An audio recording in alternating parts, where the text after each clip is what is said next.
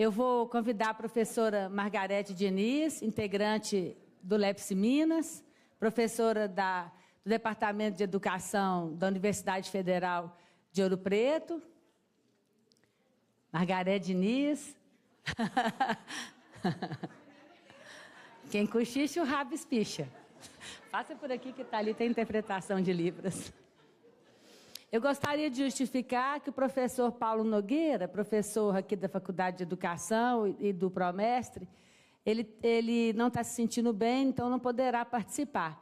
Então, a mesa será conduzida pela professora Margarete Diniz e gostaria de convidar o Tami Ayushi, o professor Tami Ayushi, para nos dar a honra da sua presença na mesa. Obrigada.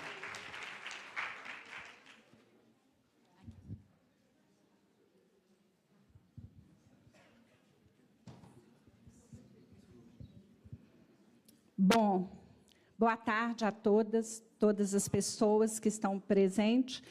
Eu sou Margarete Diniz, da Universidade Federal de Ouro Preto, psicanalista, mulher negra. Estou vestindo uma saia estampada, um sapato vinho, uma blusa preta com uma camiseta vinho abaixo da blusa preta. Tenho cabelos curtos. Não estou magra, estou gorda. Então, oi?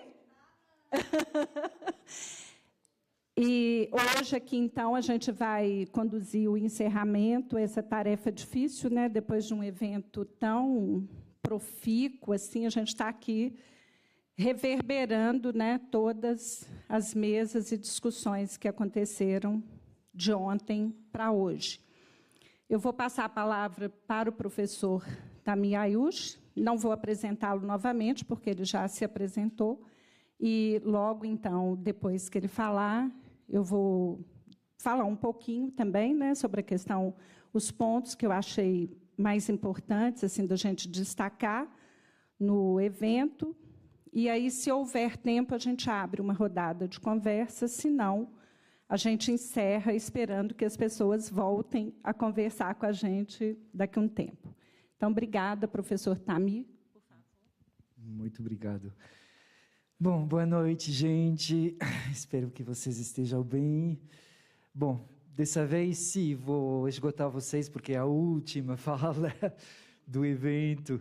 E, bom, eu vou me apresentar. Eu sou, então, Tami, tenho uma expressão de gênero mais masculina, mais de homem.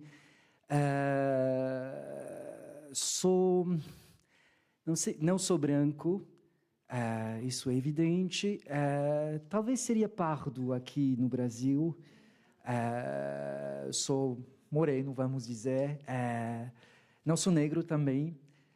Sou africano, mas não sou negro. Que mais?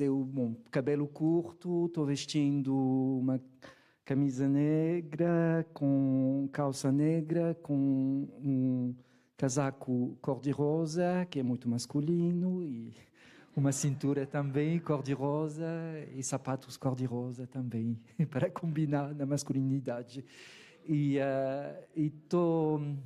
Uso brincos como é que chama? De argola. Uso brincos de argola, como os piratas, de certa forma. Como os piratas, ou como, na história própria do Marrocos, como os escravos. Os homens escravos, há tempo, eram os únicos homens que usavam 2 brincos de argola, assim, eram identificados assim. Então, eu retomei também essa marca. Então, me convidaram a falar de hibridez, de decolonialidade. Na verdade, eu vou falar, escrevi um livro que saiu aqui no Brasil, que chama Psicanálise e Hibridez, Gênero, Colonialidade, Subjetivações.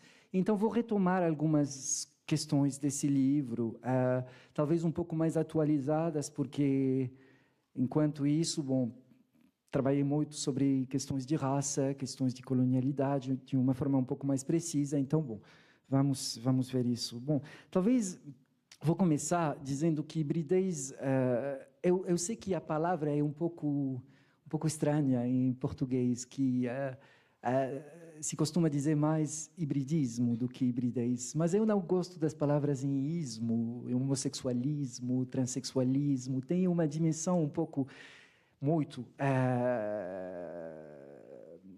patologizadora. E então, bom, eu gostava mais de hibridez, que ressoa para mim mais com fluidez, lucidez, insensatez, talvez. Mas, bom, hibridez é o meu sintoma. Então, vou falar do meu sintoma. Porque meu sintoma no sentido de que, bom, eu fui, para situar também a minha fala, eu fui designado como homem pelos outros e opto por me identificar também como homem, mas não como com uma masculinidade hegemônica, mas bem com uma masculinidade não binária, em relação pessoal com o gênero, que é uma relação queer minoritária, com gênero, com sexualidade. E isso, bom, tem uma forma de hibridez no meu posicionamento que, de certa forma, está um pouco além de algumas fronteiras fixas do gênero, ainda que usufrui o privilégio masculino, obviamente, ao ter uma expressão de gênero mais masculina. Mas essa hibridez fez que, bom, sou considerado como gay entre os héteros e queer entre os gays, ou seja, uma postura de externalidade, de certa forma. E, então, hibridez no que diz respeito ao gênero, hibridez também no que diz respeito a, vamos dizer, ao meu âmbito familiar. Eu venho de uma família que não é intelectual, no Marrocos. Sim, venho do Marrocos, embora tenha essa aparência sueca total. Então, família não intelectual e sou professor de universidade, sou acadêmico, então tem bens simbólicos, bem híbridos aqui. Hibridez também, bom, em termos de posição de classe, porque usufruo, como professor de universidade, de uma posição de classe que não é minoritária, que é uma classe com vantagens, e classe média na França, onde moro.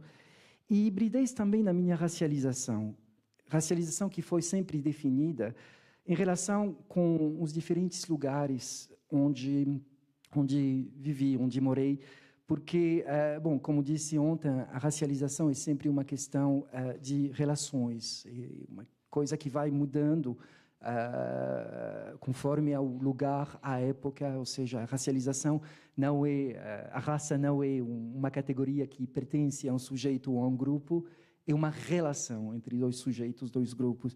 Então, bom, eu era francês no Marrocos, paradoxalmente.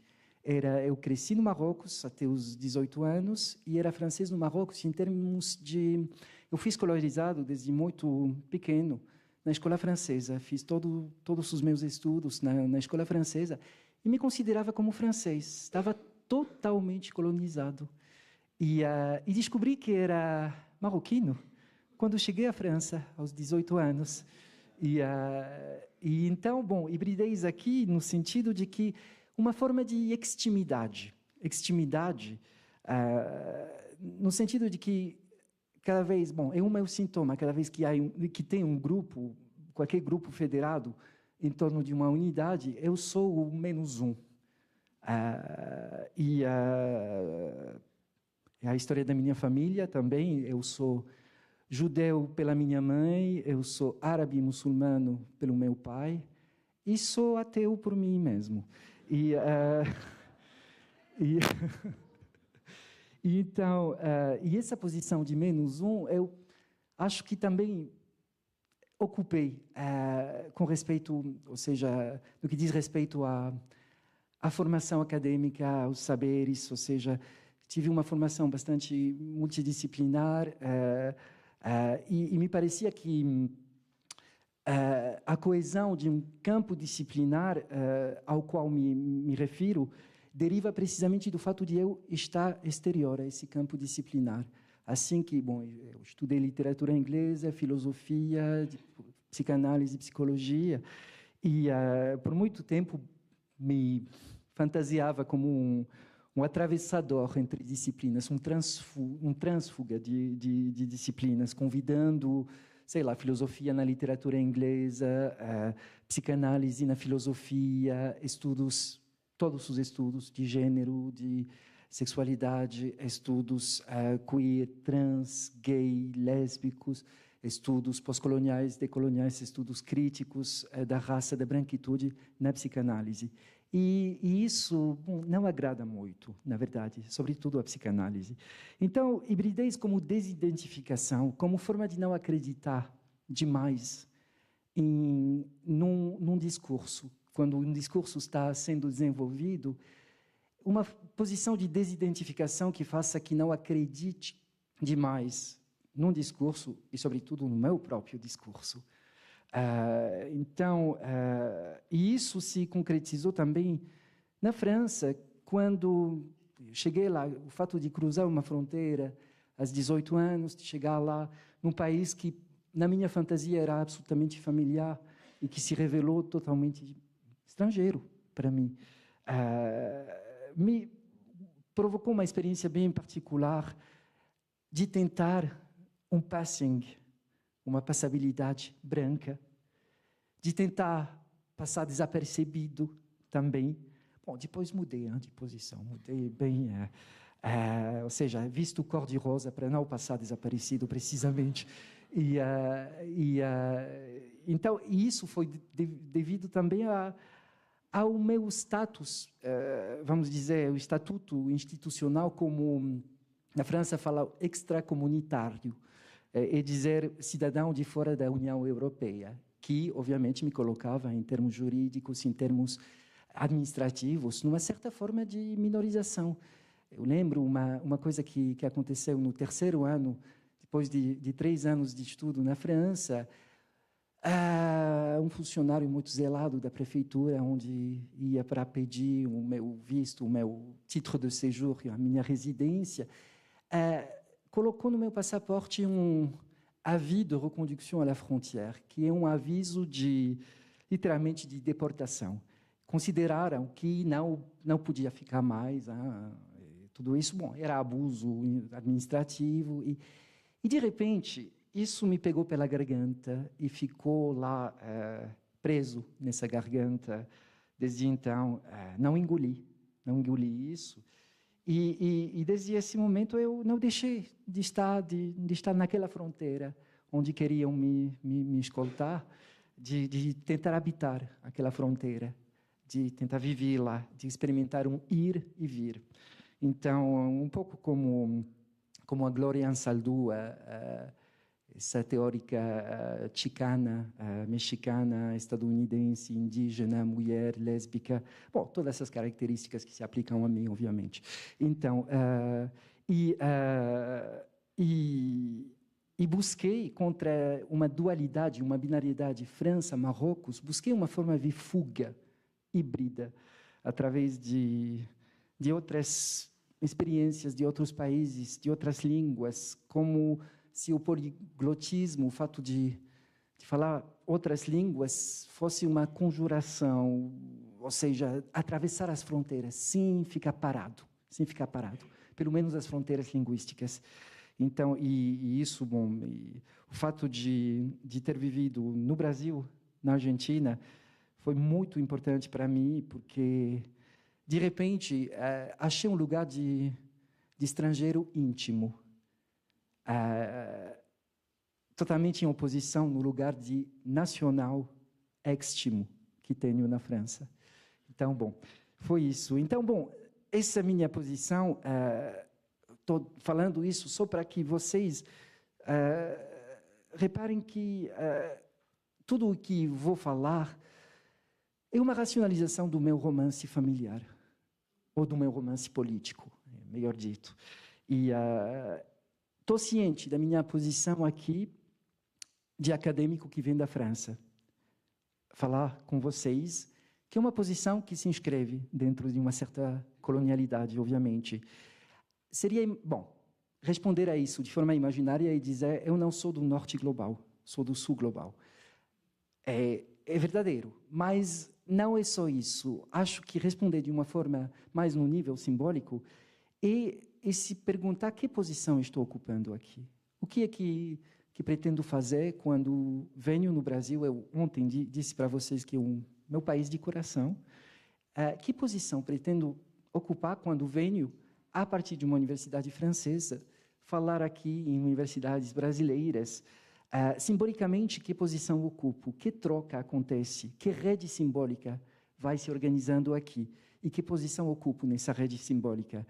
Então, bom, perguntar isso me leva a tentar subverter precisamente esse simbólico, ou seja, simbólico habitual que faz que sempre seja o norte global que venha falar para o sul global. Eu estou aqui não estou aqui para ensinar nada, para trazer, aportar nada. Ao contrário, aprendi muito sobre a psicanálise e raça a partir do Brasil. Eu dizia de manhã que hoje em Brasil esse país está na vanguarda das pesquisas, ações feitas a partir de psicanálise e raça.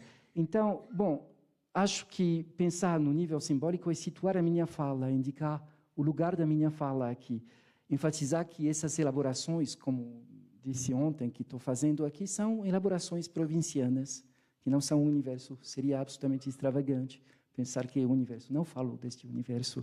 E o que tento fazer aqui são, sobretudo, questionamentos, não para pregar a boa nova, mas, ou seja, para convidá-los a se preocuparem mais da enunciação do que dos enunciados. Ou seja, quando vamos trocando discursos, quando vamos trocando falas, aqui o que é que acontece e como essa troca de falas pode provocar uma tomada de posição de sujeito para com essas falas, de sujeito que decide que essas falas, que posição vai definir para com essas falas. Então, não pretendo transmitir conteúdos, mas provocar um posicionamento de sujeito e retomando através da hibridez, a subversão que eu acho que é uma subversão do sul global. Então, bom, para falar de hibridez, vou problematizar rapidamente a partir de duas questões e depois vou indicar algumas pistas. E duas questões: a minha preocupação com a colonialidade e a minha preocupação com o político. Com a colonialidade, psicanálise é um dos últimos produtos da modernidade e nasceu no centro da colonialidade. E, enquanto ela questiona vários aspectos do capitalismo, inclusive, às vezes, quando é um pouco emancipada, questiona aspectos do gênero, poucas vezes questiona aspectos da colonialidade ou da raça, com a exceção absolutamente notável daquilo que está sendo feito aqui, que me ensinou muito. Mas, bom, eu queria colocar a questão de uma psicanálise da diferença colonial. Ou seja, a colonialidade, vocês sabem, designa, além das superestruturas políticas da colonização, ela designa um certo tipo de relações sociais baseadas em premissas que sobreviveram às independências. Premissas de divisão do mundo e do trabalho com base numa hierarquia racial e premissas de relação com o saber baseada essa relação, sobretudo sobre a racionalidade europeia, eurocêntrica.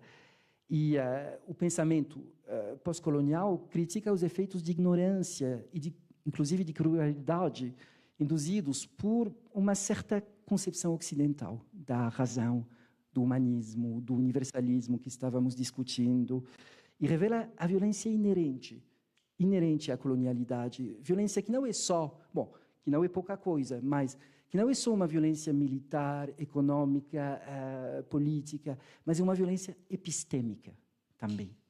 E o pensamento decolonial ou descolonial, mais recente do que o pensamento pós-colonial, que se desenvolveu mais bem nas ex-colônias vamos dizer, da Inglaterra, da França, na África, na Ásia. O pensamento decolonial ou descolonial, vocês conhecem muito melhor do que eu, se desenvolveu na Abya Yala, nas Américas, na América Latina, para dizê-lo de uma outra forma, e vai desenvolvendo várias noções, a noção de colonialidade de poder, ou seja, de Quijano, a exploração da força de trabalho, a dominação étnico-racial, o patriarcado, o controle das formas de subjetividade, a colonialidade do saber, com essa ideia de que o conhecimento pode provir unicamente da Europa, a colonialidade do gênero, desenvolvida, por exemplo, por Maria Lugones, mostrando que o sistema de gênero binário ou heterocêntrico foi também um aporte da colonização. Foi uma hierarquização que foi estabelecida pela colonização, que tinha outras organizações em termos de gênero e de sexualidade.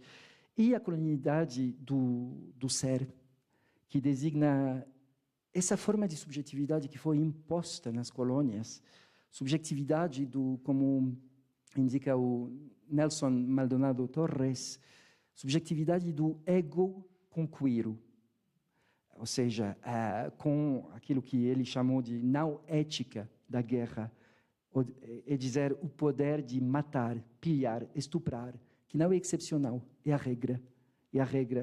E o racismo, obviamente, é central em todas essas colonialidades.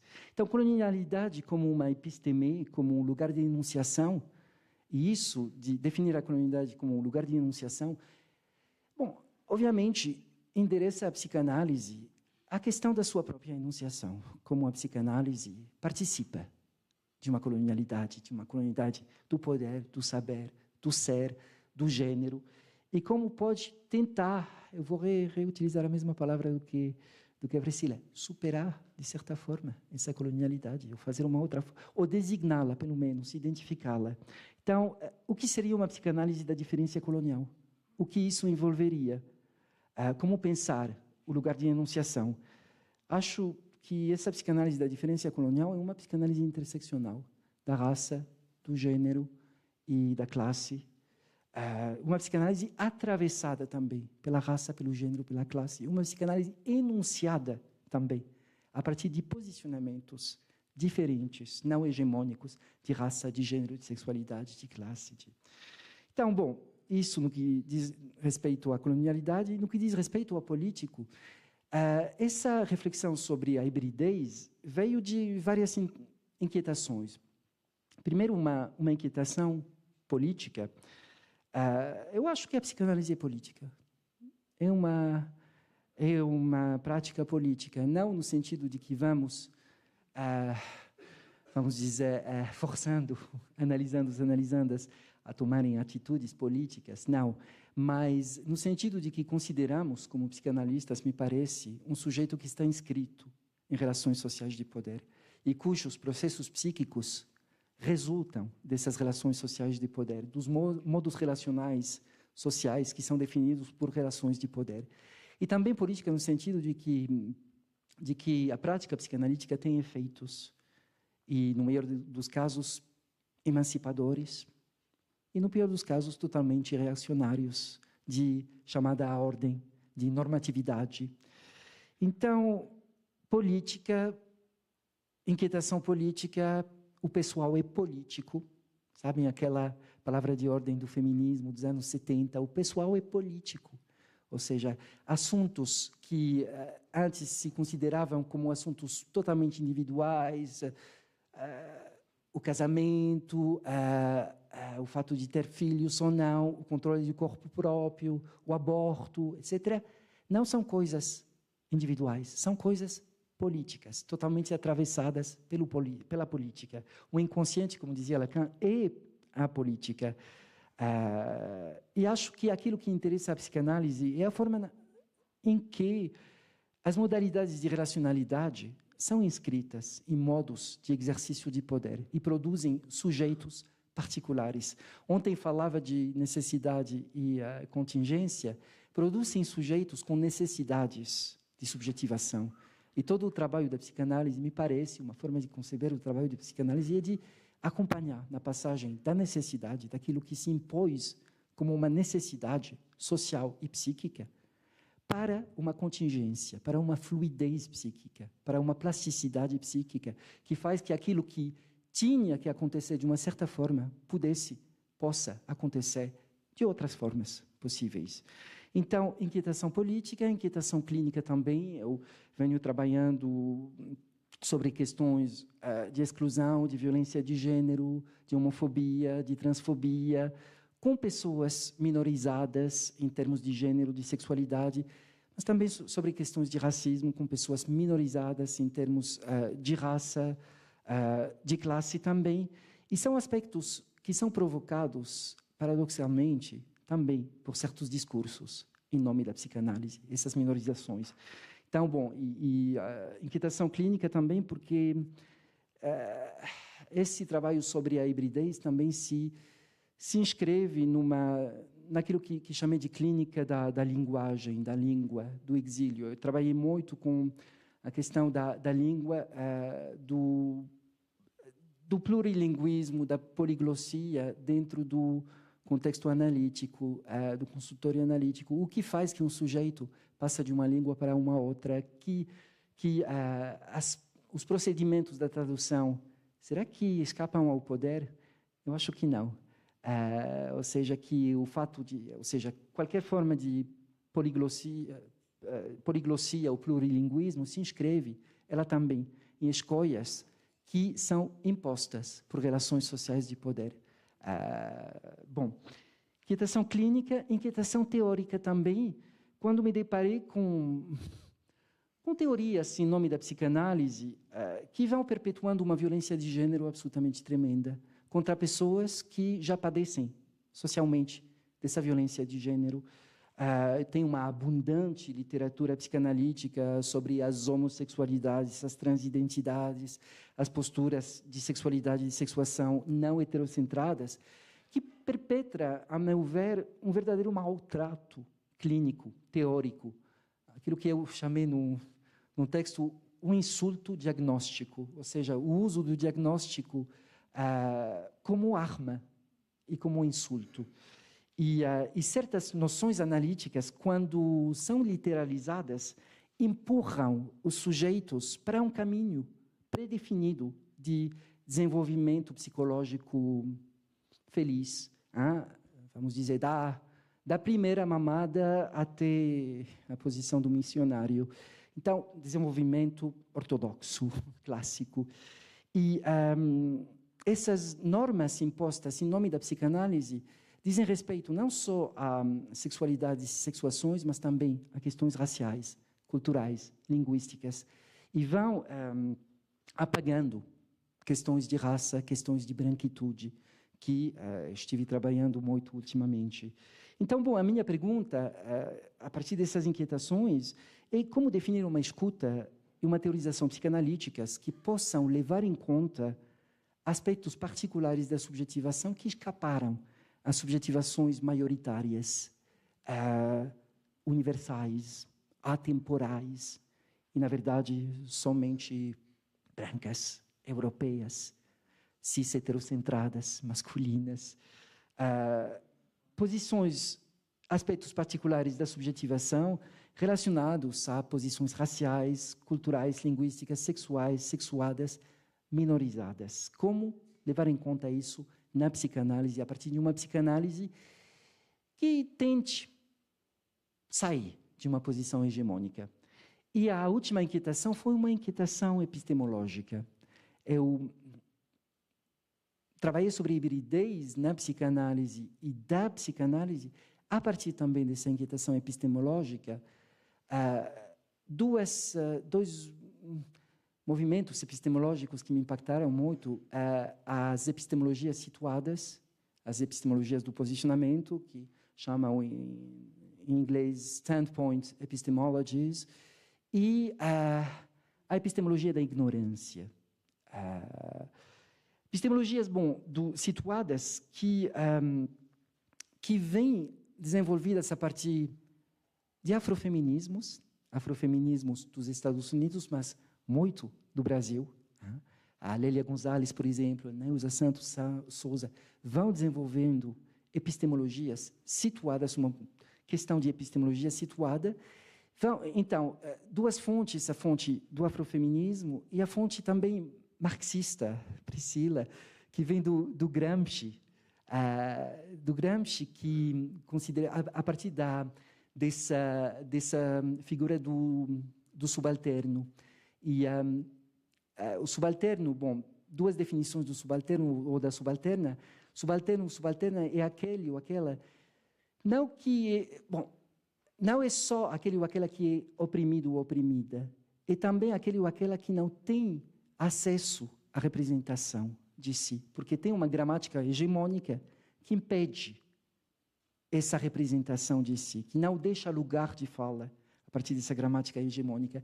Mas subalterno é também aquele que, por exemplo, na fábrica, aquele operário ou operária, que vai desenvolvendo, a partir da sua posição de subalterno ou subalterna, um conhecimento da exploração muito mais justo do que um conhecimento que seria desenvolvido pelo patrão da fábrica, por exemplo.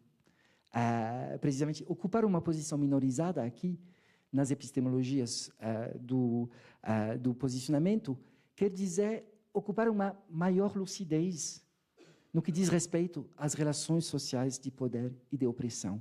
E foi isso que foi retomado pelo feminismo. As mulheres, por exemplo, ocupam uma posição mais privilegiada para falar do apagamento das relações de reprodução, como se diz na sociologia, ou seja, se acha que a sociedade funciona só pelas relações de produção, o trabalho fora do lar,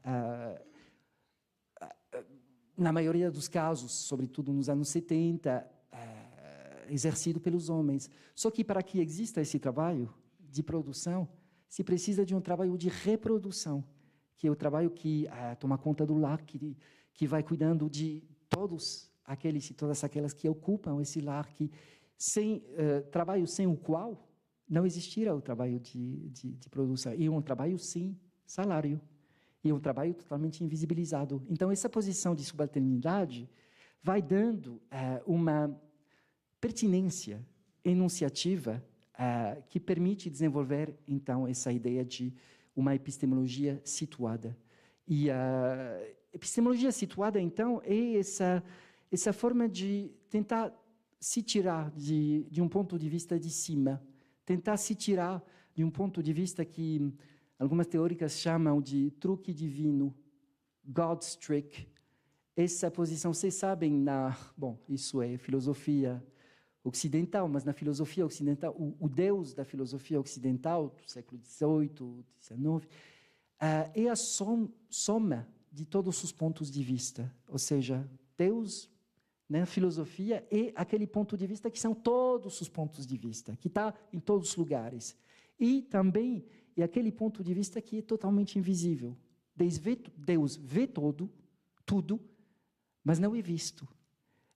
Então, tentar se tirar desse lugar do truque divino. Epistemologia situada é dizer, quando vou desenvolvendo um discurso, sempre é situado, sempre está a partir de uma certa situação sociopolítica.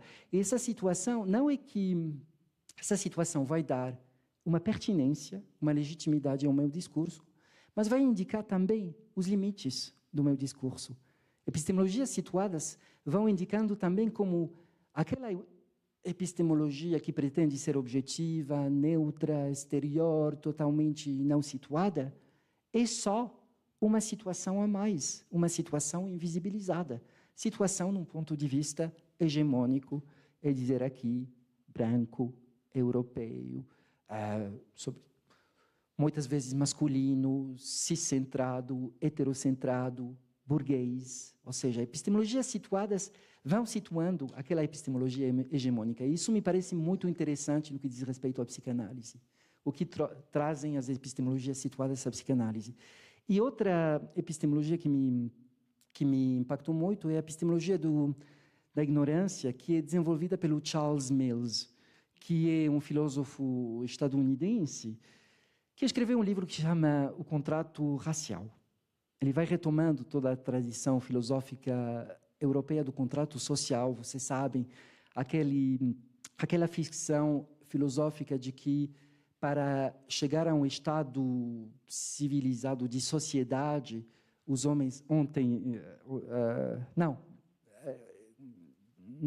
de manhã a Tânia estava falando do Homo hominis lupus, do Hobbes, e precisamente para chegar a um estado de sociedade, os homens e não as mulheres, né? Porque no contrato social dos filósofos as mulheres não existem, são só os homens. Então, os homens têm que renunciar a uma certa força individual, alienar essa força individual em favor do soberano, que é a unidade aqui desse grupo, precisamente para poder coexistir em paz, para poder usufruir de forma mais ou menos igualitária dos recursos da sociedade, etc., e, bom, estar em paz. Então, passagem do estado de natureza ao estado social, contrato social. Pois o Charles Mills vai relendo essa ficção do contrato social, dizendo que se trata mais de um contrato racial do que um contrato social, ou seja, que o que é o contrato racial é um conjunto de acordos e meta-acordos formais e informais, estabelecidos entre membros de um subgrupo de humanos designados como brancos, isso é, pessoas plenas, e esses acordos permitem classificar o subgrupo restante de humanos como subpessoas de estatuto moral inferior, obviamente durante a colonização. E, portanto, a colonização, a escravidão, todas essas exatidões feitas a partir do século XVI nas Américas e depois no final do século XVIII na África, na Ásia. Então, esse contrato permite classificar esses outros humanos como subgrupo de pessoas não plenas, subordinado, e as regras morais, legais, que normalmente regem os comportamentos dos brancos, das brancas entre eles, não se aplicam a esse subgrupo. Regras morais, regras legais, jurídicas, vamos dizer. E isso tem efeitos epistemológicos. Isso vai desenvolvendo uma epistemologia da ignorância, que é uma epistemologia invertida, que vai comportando disfunções cognitivas localizadas e globais.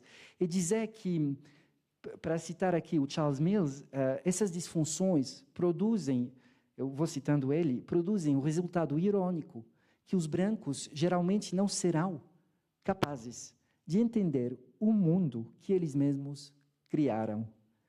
E dizer que tem, nessa epistemologia da ignorância, muitas disfunções cognitivas, uma incompreensão, uma distorção, um auto-engano sobre mitologias raciais e brancas, que formam parte de uma economia cognitiva, psiquicamente necessária, precisamente para a conquista, para a colonização, para a subjugação. Esses fenômenos de ignorância não são acidentais, não são coisas que foram descartadas, são fenômenos provocados, são fenômenos deliberados, que requerem um programa de opacidade estruturada para estabelecer e manter uma hegemonia branca. Fenômenos de ignorância epistemológica ou ignorância branca, como fala o Charles Mills, que opera como uma recusa constante, como o fato de ver coisas e não reconhecê-las, não querer vê-las, não querer compreendê-las, com, obviamente, o fato de que a branquitude aqui vai alienando totalmente a relação entre saber e poder, vai se inscrevendo numa ignorância da dominação. Isso, de forma bem evidente, vamos dizer, no mundo colonial, durante os regimes de colonização, durante os regimes abertamente racistas, ou seja, o fato de que as mesmas leis não se apliquem a corpos diferentes, o fato de que a ignorância branca, por exemplo, ou ignorância epistemológica, ou epistemologia da ignorância, e o fato de, por exemplo, quando os colonos se instalaram nos territórios indígenas, foram desenvolvendo a ideia de que essas terras não eram ocupadas, não eram cultivadas já, não tinham civilizações já, e que os colonos tiveram que desenvolver civilização, ocupação, etc. Isso faz parte da epistemologia da ignorância. Mills, eu vou dar esse exemplo que me parece muito falante. Mills dá esse exemplo de um conto do Moby Dick. Quem é o autor? Melville. Um conto de Melville que chama Benito Sereno, que é um conto de um navio negreiro, escravizador, e um outro navio acosta esse navio e o capitão do segundo navio entra e vê que tem um âmbito, uma atmosfera bem estranha, que tem uma coisa, não pode explicar o que é, mas que as relações entre o capitão, os brancos e os escravos negros lá parecem bastante estranhas, tem uma coisa bizarra lá. E vai pensando em todas essas hipóteses possíveis de que estariam doentes, outros estariam não sei o quê, não sei quanto, mas não vai pensando na única razão dessa atmosfera bizarra, é que os escravos negros se rebelaram e tomaram o poder aqui. E estavam ameaçando as vidas desses brancos, do capitão e de toda a equipagem, precisamente, e obviamente isso devia ficar silenciado, porque o outro navio branco não tinha que saber dessa tomada de poder dos escravos. Mas essa ideia que era a mais evidente nunca foi pensada, imaginada. Isso faz parte da ignorância branca, ou seja, da epistemologia da ignorância. O fato de que sujeitos negros possam agir como agentes, tenham uma agência aqui, possam se rebelar, era totalmente descartado, era inadmissível aqui. Então, bom, ignorância branca tem efeitos atuais. Ignorância branca, epistemologia da ignorância. Um desses efeitos é a indiferença à cor, aquilo que é chamado em inglês color blindness, que é característica do universalismo republicano na França, que é característica também da democracia racial no Brasil. Essa posição que muitas brancas vão usando para combater o racismo, mas que não deixa de ser um neorracismo, essa indiferença à cor. Porque quando digo eu sou indiferente à cor, eu não vejo negro ou branco, ou etc., eu sou universalista aqui, de repente, quando digo isso, eu faço desaparecer toda a construção histórica da linha de cor, que valeu durante séculos, que distinguiu sujeitos e corpos durante séculos. E faço desaparecer, com essa história, toda a tentativa de estabelecer medidas de reparação da história.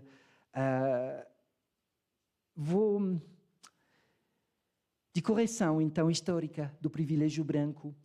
E também essa colorblindness que opera como uma ignorância afetiva, anulando retrospectivamente a raça, vai mantendo uma hegemonia branca inquestionável aqui, como se não tivesse existido toda essa história, e é uma posição de luxo. Eu não vejo a cor, ou seja, eu sou indiferente à cor, precisamente porque tenho o luxo de poder ficar indiferente à cor. Mas se eu fosse um corpo racializado, não teria esse luxo. Eu teria que, precisamente, sempre estar ciente da cor, porque isso coloca em perigo a minha vida, se não estou ciente da cor.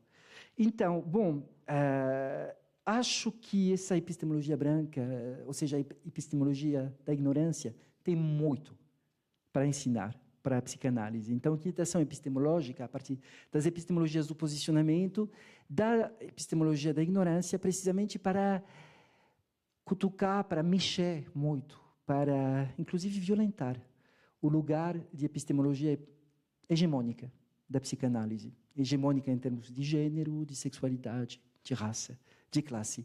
E por isso que fui pensando na hibridez, na hibridação da psicanálise. Hibridez por quê? Porque acho que temos, como psicanalistas,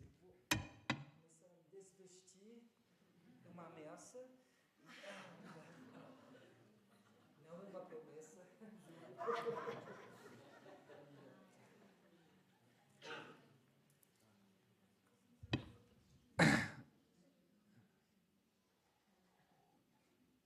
Acho que, como psicanalistas, ocupamos uma posição ambivalente, porque, por mais que reneguemos, somos presos e presas das mesmas normas sociais. Somos o resultado do mesmo sistema político, do que as nossas contemporâneas, ou seja, do que analisandas, do que toda a sociedade. Somos subjetivadas pelas mesmas normas sociais.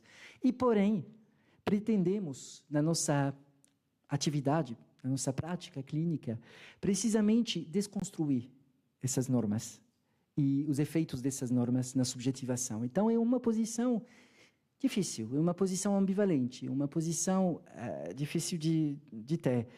E acho que aprender a abordar a sua própria contemporaneidade implica duas coisas. Implica, ou seja, essa coisa de fazer uma arqueologia do próprio discurso implica uma paradoxal não coincidência com o seu próprio tempo, uma descronicidade, uma não coincidência consigo mesmo.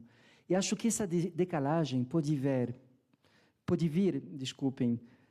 de uma historicização dos discursos, essa decalagem com o próprio discurso, mas vem, sobretudo, de se debruçar com outros discursos, de que a psicanálise tenha que encarar outros discursos do que o discurso próprio. E, portanto, nessa reflexão sobre a hibridez, eu considero que essa saída de si, necessária para a psicanálise, é ao mesmo tempo estrutural no discurso psicanalítico. Eu considero que o discurso psicanalítico é um discurso de hibridez, é híbrido, se mantém só como discurso híbrido. E, então, a saída de si que é estrutural do discurso psicanalítico, mas também é programática.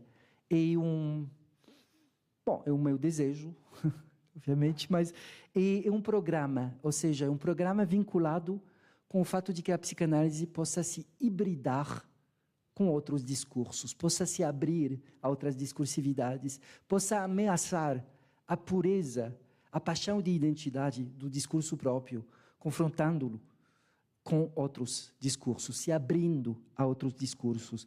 E dentro desses discursos, os discursos do gênero, os discursos dos estudos pós-coloniais, descoloniais, estudos críticos da raça, da branquitude.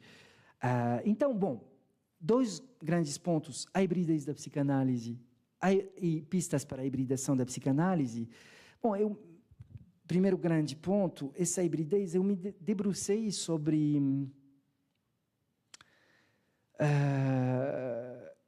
esse motivo da hibridez como formação discursiva que esteve atravessando, a partir dos anos 90, muitos discursos de muitas disciplinas diferentes e aparecendo em duas figuras: hibridez dos corpos, hibridez das culturas.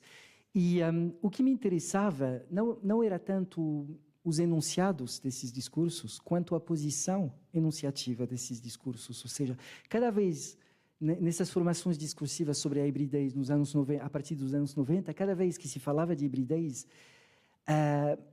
se questionava a identidade, se operava um processo político de desregulação das identidades, ou pelo menos de questionamento.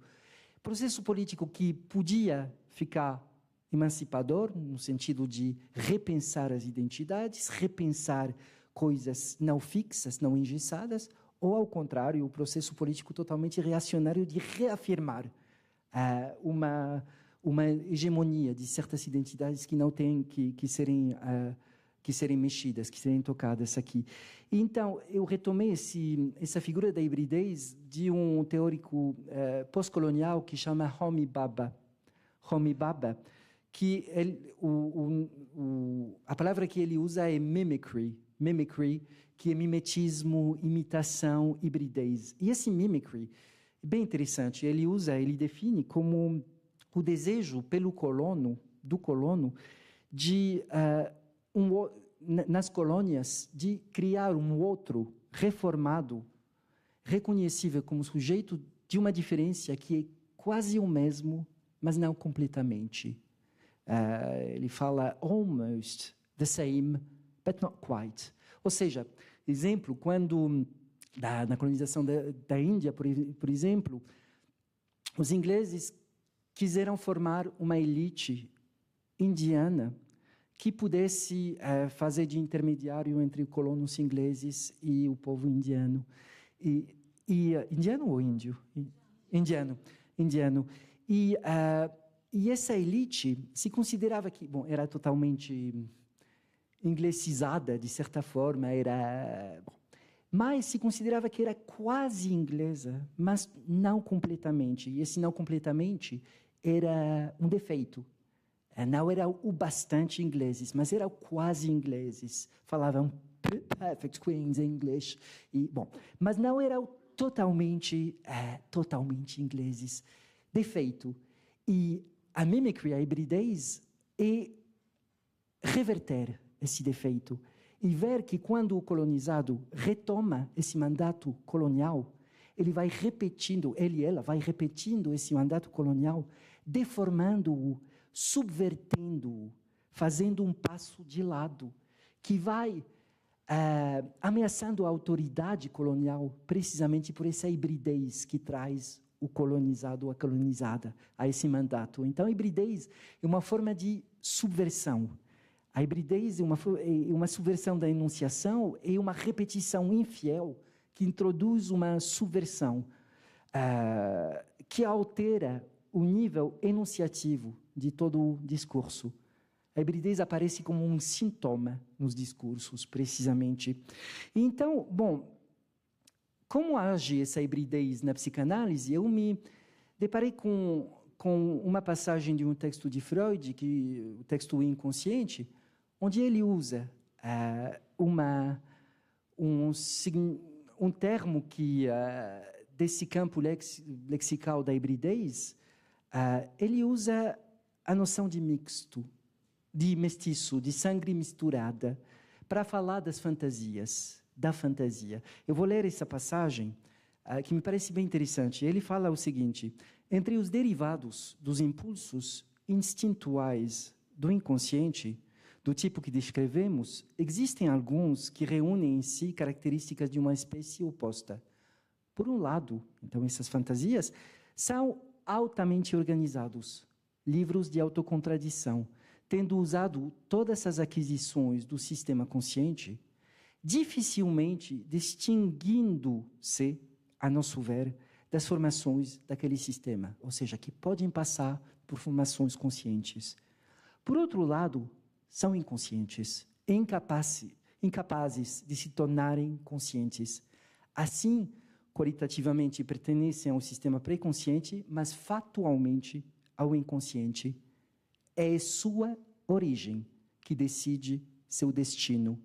Podemos compará-los a indivíduos de raça mestiça que, num apanhado geral, se assemelham a brancos, mas que traem sua ascendência de cor por uma ou outra característica marcante, sendo, por causa disso, excluídos da sociedade, deixando de gozar dos privilégios dos brancos. Bom, obviamente, Freud não era um revolucionário anticolonialista, etc. Mas essa analogia colonial me parece muito importante, porque esses indivíduos de raça mestiça, minorizados, que não beneficiam de nenhuma prerrogativa dos brancos, são como os derivados do inconsciente, vêm perturbar a ordem branca, da mesma forma que os derivados do inconsciente perturbam a plena identidade da consciência. Acho que a dimensão enunciativa dessa passagem é política, quando Freud compara fantasias híbridas, mestiças, a esses indivíduos, vai vinculando a constituição do saber ocidental com a dominação colonial, com a branquitude aqui. E isso, de certa forma, vai desestabilizando o saber colonial. E a perspectiva da psicanálise é desestabilizar o saber. Eu acho que podemos ir além disso e desestabilizar a branquitude do saber.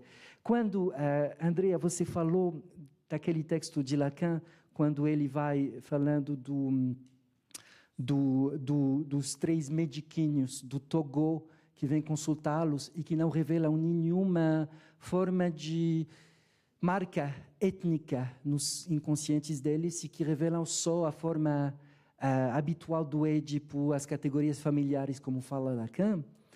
Acho que, bom, ok, Lacan está atento aqui a uma certa forma de colonialidade, é certo.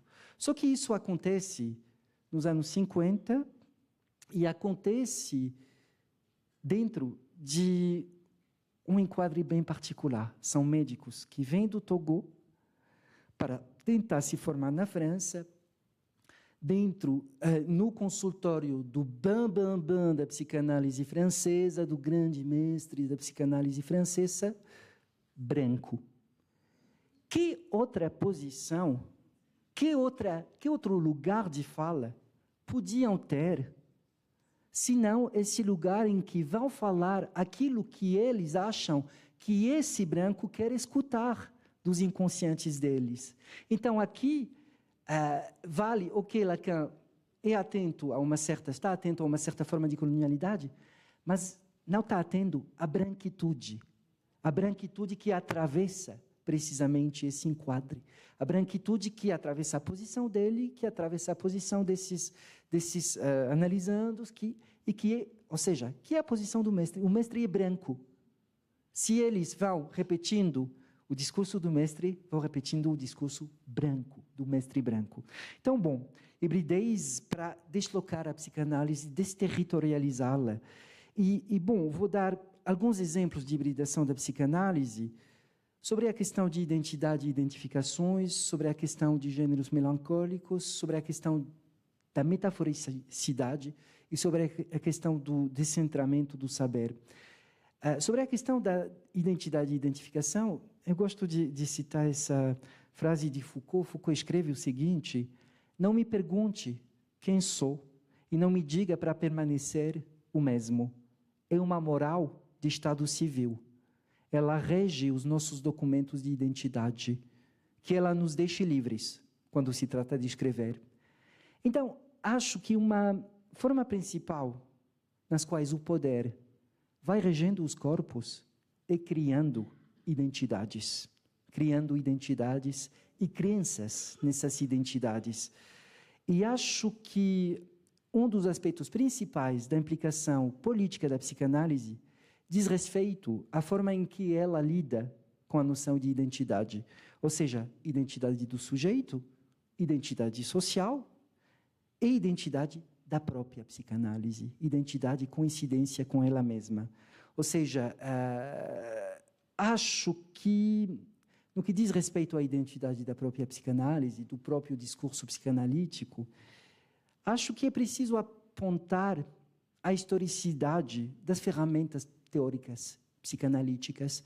Ontem se perguntava o que resta da psicanálise. Bom, talvez nada, talvez só um fio bem pequeno, como dizia a Priscila. Eu acho que as noções, por exemplo, de sujeito, de Édipo, de perversão, de castração, de falo, de diferença entre sexos, de simbólico, de nomes do pai, de lei, se inscrevem no espaço historicizado dos discursos e que ainda, embora sejam escritas com maiúsculas, essas noções permanecem convenções linguísticas. São convenções linguísticas criadas a partir de um espaço discursivo particular, historicizado, para modelizar de forma totalmente aproximada uma dimensão totalmente ininteligível, que é a dimensão do inconsciente. Então, não temos que confundir como dizia já Freud, um andaime. Essas noções são um andaime e não são o prédio, não são o inconsciente.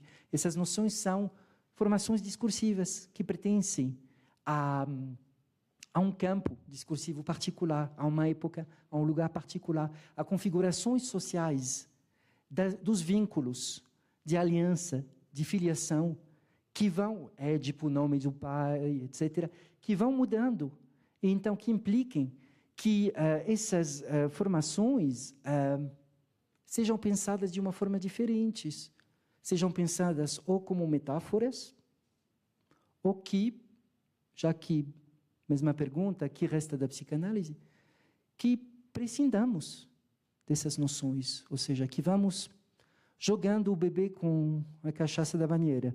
E, então, o que fazemos? Ou Laplanche considera essas noções como um mito simbólico, é dizer, não são categorias que estão no inconsciente, são categorias criadas pela sociedade e que não são o recalque, o recalcado, mas o recalcante, as categorias de normas sociais que vão provocando tipos de recalque ou recalcamento.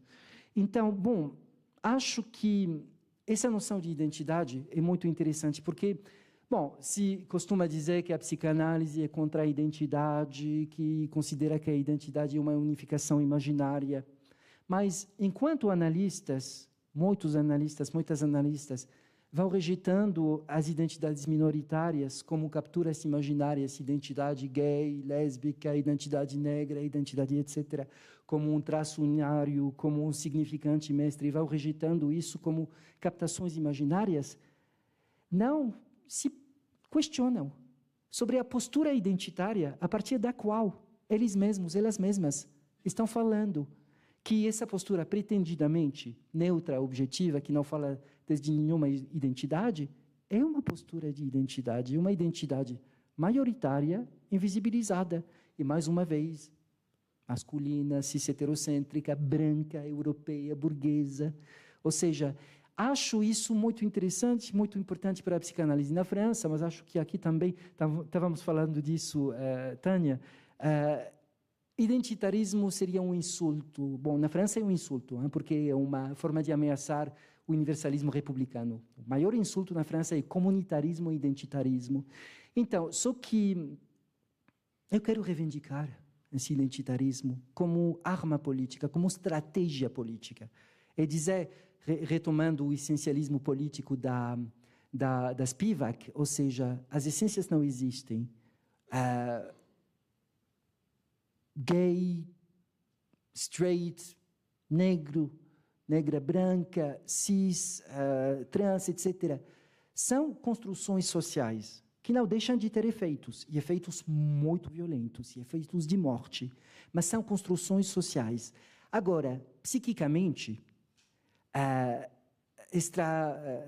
essencialismo estratégico quer dizer que não acreditemos tanto nessas designações sociais, nessas prescrições sociais, mas que, na hora da luta coletiva, vamos precisamente falando a partir dessas prescrições sociais que foram minorizadas. Eu falo como mulher negra, eu falo como homem trans, eu falo na hora da luta.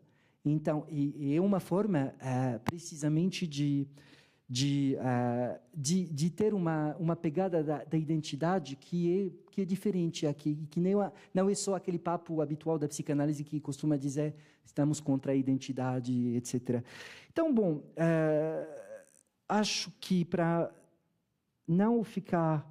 Bom, tem também hibridar a psicanálise em uma outra pista, muito rapidamente, não vou falar tudo porque é longo demais, mas hibridar a psicanálise implica refletir sobre a violência epistêmica da teoria, revelar a branquitude da teoria, perguntar quem fala, para quem, perguntar, será que a psicanálise pode ser desenvolvida a partir de posições minorizadas, ou seja, que sujeitos trans, sujeitos negros, sujeitos lésbicos, sujeitos pobres, não sejam só objetos da teoria psicanalítica, mas os sujeitos do discurso psicanalítico. É uma pergunta. Então, isso implica retomar um pensamento da fronteira, de alguma coisa que, mais uma vez, a fronteira é uma forma de apagar, de deixar menos claras as identidades prescritas, de pensar a subalternização. Então, bom, para concluir, acho que tem um paradoxo aqui, é que não é necessária uma psicanálise específica às minorias, que seria uma imaginarização. O que é necessário é que perspectivas exteriores à psicanálise, aquelas dos estudos de gênero, de pós-coloniais, etc., são necessárias para garantir uma abordagem psicanalítica que impeda a psicanálise de se agarrar a um eixo narcísico aqui. Ou seja, eu aqui viso, através dessa psicanálise hibridada, uma psicanálise que fissure a sua própria homogeneidade, que reconheça os jogos de poder e os efeitos de poder nos quais ela se inscreve e que se afaste de qualquer paixão de identidade. Acho que, como vimos várias vezes durante esse simpósio, a teoria psicanalítica é vamos dizer, uma forma de dizê-lo, é um dedo apontando o enigma, de certa forma. Vocês sabem uma posição bem ocidental, falando de um provérbio chinês que diria que o sábio aponta pelo dedo, aponta a lua, e o imbécil, em vez de olhar para a lua, olha para o dedo. Então, acho que a psicanálise, a teoria psicanalítica é só um dedo, não é a lua. É um dedo apontando um enigma. E é uma modelização provisória, que visa oferecer uma inteligibilidade provisória, jamais exaustiva, por alguma coisa, o inconsciente que sempre ficará desinteligível. E, por conseguinte, eu acho que a teoria psicanalítica tem que se retraduzir constantemente, tem que mexer consigo mesma constantemente, tem que se reescrever constantemente. Se hibridar é uma forma de realizar essa retradução. E, então, acho que essa psicanálise hibridada, na minha forma de vê-la, é mais do que uma teoria da sexualidade, um estudo das relações de poder e dos efeitos dessas relações de poder sobre as subjetivações. A psicanálise menor, hibridada, que visa convocar saberes minoritários, saberes locais, queer, trans, não binários, alterizados, marginalizados, feministas, pós-coloniais, racializados, plebeios. Uma psicanálise menor como o modelo da literatura menor do Deleuze e Guattari, ou seja, que uma literatura que não é uma literatura escrita numa língua menor, mas é uma literatura escrita numa língua maior por uma minoria, como, por exemplo, a literatura do Kafka, escrita em alemão por um judeu tcheco. E isso causa o efeito de desterritorializar essa língua maior, de revelar que qualquer enunciação subjetiva é sempre política. Essa dimensão da literatura menor que se aplica à psicanálise menor. Talvez, eu diria que, em vez de menor, podíamos, inclusive, pensar psicanálise pirata, psicanálise híbrida, como psicanálise pirata. Ou seja, é uma noção que eu retomo do Césaire.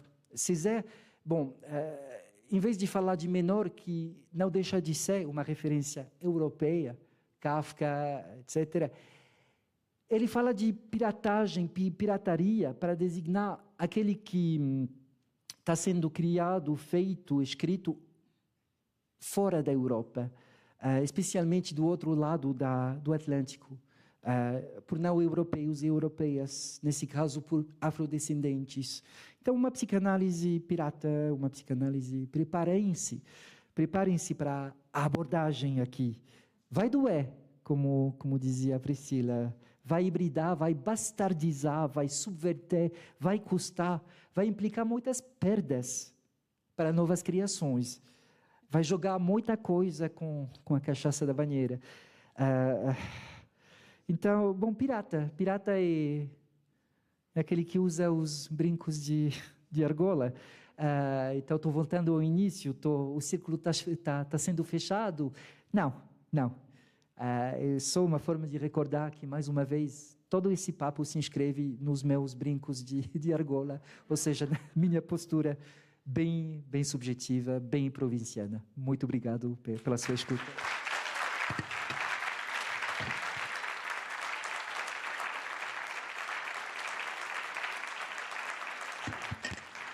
Vai dar tempo de fazer pergunta.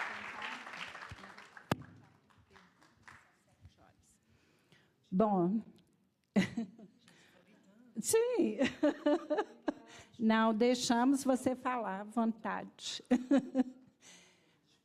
Bom, pessoal, não teremos tempo para abrir questões, né? A gente sugere que, daqui a pouco, nos bares da vida de Belo Horizonte, a gente consiga continuar conversando, né, sobre essas questões. E queria, então, primeiro, agradecer imensamente a disponibilidade do Tamir Ayush, que esse cara trabalhou para caramba, gente. Ele trabalhou muito.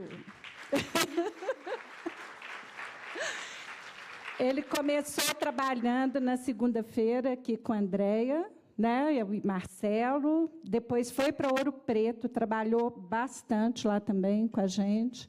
E ontem e hoje aqui intensamente, né, porque nós não demos folga para ele nem na hora do café. Ele não deve ter conseguido nem ir ao banheiro, que o povo ia atrás dele. Então, assim, a gente queria agradecer imensamente a disponibilidade, Tamir, e dizer que nós aprendemos muito com você, né, com a sua, digamos assim, a sua humildade em relação ao saber e ao não saber. Né? Essa posição ela é muito rara no nosso campo, né? Então, a gente valoriza quando vem uma pessoa de fora que quer realmente aprender com a gente, né? E nós também aprendemos muito com você. E queremos agradecer muito a equipe de organização do evento, então, Mônica, Libéria, né? Michele, Pedro, as tradutoras de línguas, não é? As intérpretes, a equipe toda da Mônica, né, as pessoas também da UFOP que vieram colaborar, e todas as pessoas que estão aqui que, de alguma forma, assumiram também, né, nós assumimos para nós a realização desse encontro, sem financiamento, é sempre importante dizer, né, com pouquíssimo financiamento, né, Mônica? Pouco. E a gente quer, então, dizer também que esse evento está sendo gestado há pelo menos 2 anos, ele não é recente para nós, né, porque nós vimos nos interrogando a partir do último LEPS em Ouro Preto, a gente também não para de trabalhar, então nós vimos nos interrogando a partir de lá, né, muito instigados por Marcelo Ricardo Pereira, a quem também nós agradecemos imensamente. Incansável.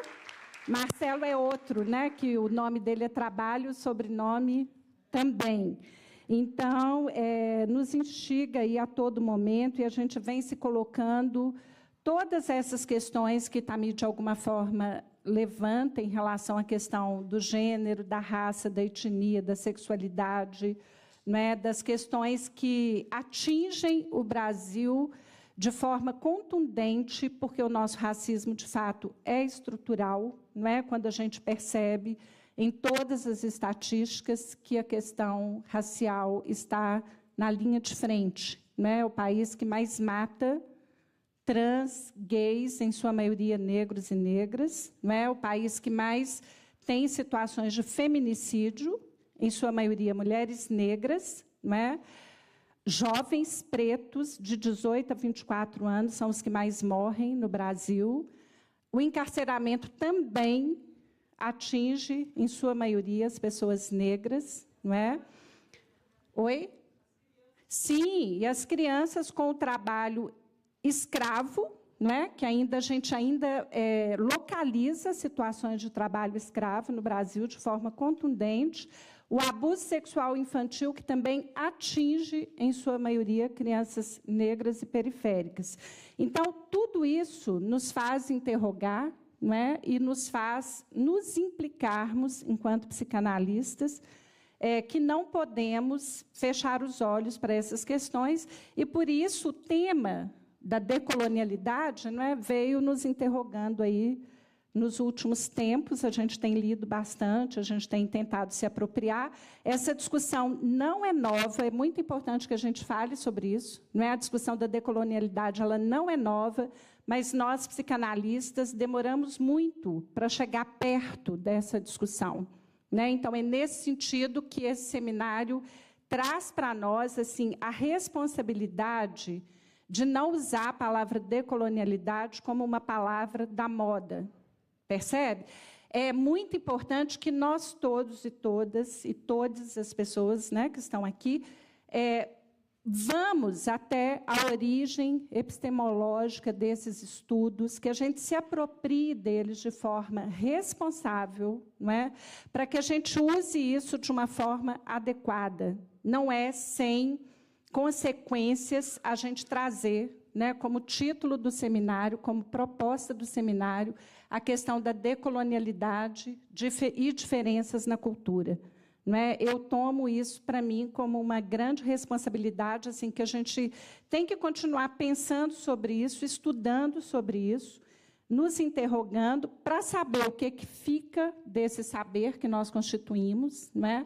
Ao longo aí de muitas décadas no Brasil. Né? A psicanálise ela tem... Aqui na FAI, por exemplo, eu e Marcelo começamos essa discussão aqui nos anos 1995. Né? Quer dizer, tem muitos anos que a gente está aqui fazendo discussões em torno da psicanálise e educação, mas, ao mesmo tempo, com essa, digamos assim, com essa pegada, né, de uma interrogação radical sobre os nossos saberes constituídos, talvez esse seja o seminário que marca, né, essa entrada nesse novo giro aí que a gente vai precisar fazer e se debruçar sobre ele. Então, isso não é sem a nossa responsabilidade aí. Né? E uma questão que nos orientou, então, o tempo todo, e aí eu vou fechar com essa pergunta, né, para a gente continuar pensando e reverberando sobre ela, é essa questão do limite sobre o que é ser psicanalista, né, e o que é ser cidadão. Essa pergunta ela vem nos incomodando há muito tempo, não é? Em relação à questão de uma possível militância na área. Né? Quer dizer, se a gente traz para dentro do campo a nossa implicação teórica e metodológica, nós estamos sendo militantes? É uma pergunta para a gente continuar pensando, não é para a gente responder aqui e não fechar com ela. E essa questão que Marcelo também sempre nos interroga, que é como nos manter no rigor conceitual, alguns conceitos que a gente vai precisar, com certeza, rever, né? E alguns que talvez não sirvam mais para a contemporaneidade. Né? Como que nós vamos enfrentar essa discussão do ponto de vista teórico e metodológico para produzir novos saberes e novos conhecimentos, não é, que consigam intervir nessa realidade brasileira bastante ainda complexa, não é, desigual, colonial, patriarcal, não é, sexista, machista. Então, nós poderíamos ficar aqui falando de novo sobre isso, não é o caso. Então, nós vamos encerrar com essa questão, vamos pensar sobre isso. E Mônica quer fazer uma última colocação. Muito obrigada.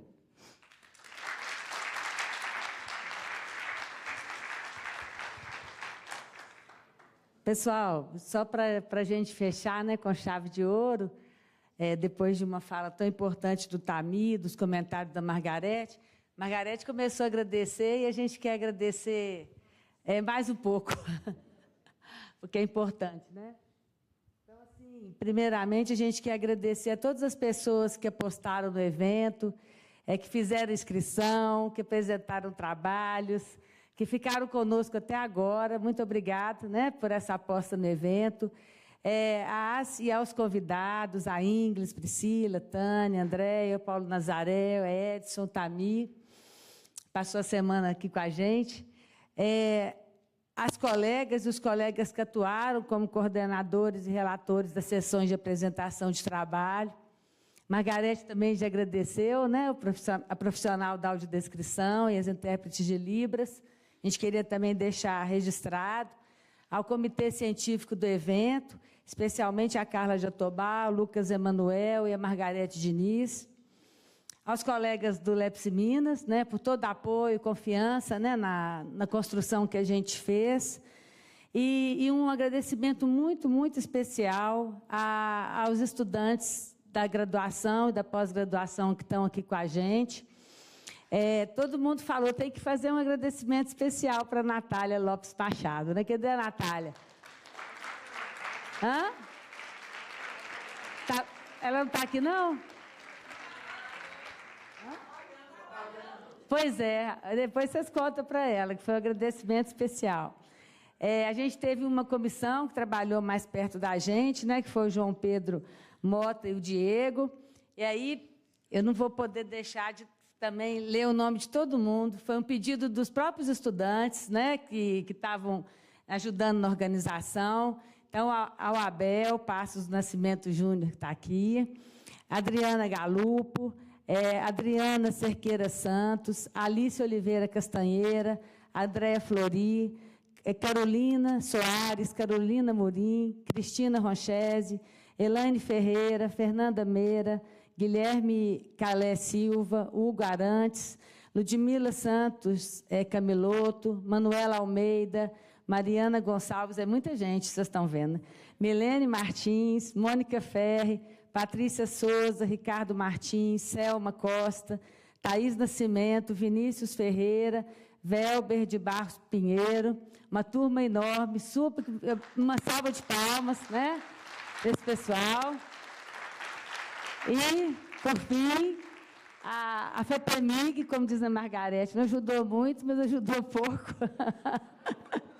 E a Fone de Minas, maravilhosa, que permitiu a gente ter como herança, né? Um abraço, pessoal. Bom final de semana. Muito obrigada por terem vindo.